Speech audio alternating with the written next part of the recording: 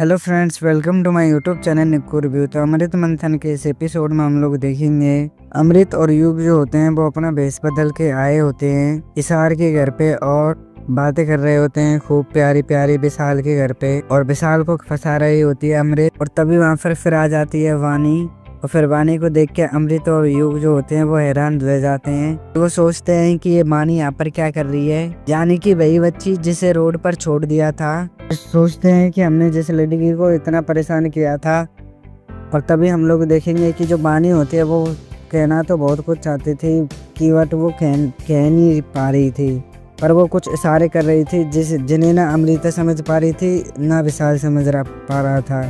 और फिर विशाल पूछता है कि वो बैड आंटी कौन थी, और जो वानी होती है वो नहीं बताती है और सब कुछ जो होता है वो संभाल लेती है। और इधर हम लोग देखेंगे कि जो घर वाले होते हैं उन्होंने तेज और निमृत से शादी के लिए बोल दिया होता है। और तेज जो होता है फिर वो बोलता है निमृत से कि मैं सोचता हूँ कि हमारा जो रिश्ता है वो दोस्ती का है और मैं वहाँ तक सोचता भी नहीं हूँ। और फिर जो निमृत जो होती है फिर वो बोलती है कि हाँ, हम दोनों के बीच बस दोस्ती है, पर मेरे दिल में तो मेरे अगम जी हैं। और तेज जो होता है फिर वो बोलता है कि हाँ, मैं ये अच्छे से जानता हूँ। और जैसे जैसे अमृत कर रही होती है वैसे वैसे वानी भी कर रही होती है, बिल्कुल सेम टू सेम। और जो फिर अमृत जो होती है फिर वो वानी से बोलती है कि तुम मेरी नकल क्यों कर रही हो। और फिर जो वानी जो होती है कि फिर वो बोलती है कि मैं आपकी नकल क्यों करूँगी।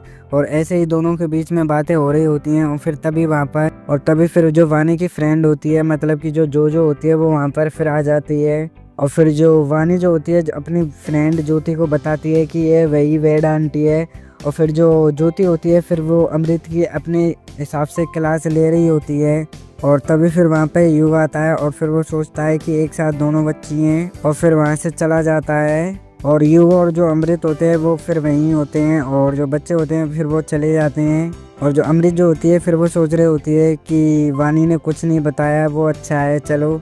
इधर हम लोग देखेंगे कि जो निमृत और जो तेज होते हैं वो एक दूसरे के बारे में सोच रहे होते हैं। और तभी फिर निमृत के पास पहुंच जाती हैं जो और ज्योति, और दोनों तारीफ कर रही होती हैं एंजल अंकल की। तो बोलती हैं कि वो कितने प्यारे हैं, हमारा कितना ध्यान रखते हैं। और खूब सारे इधर हम लोग देखेंगे कि खूब सारे जो कपड़े होते हैं वो बेच चुका होता है, और वानी को समझ नहीं आ रहा होता है कि वो कौन से कपड़े पहने। और जो फिर विशाल जो होता है फिर वो बताता है कि मैं एक लड़की से मिलने जा रहा हूँ जो मेरे दिल में जगह बना चुकी है कहीं ना कहीं।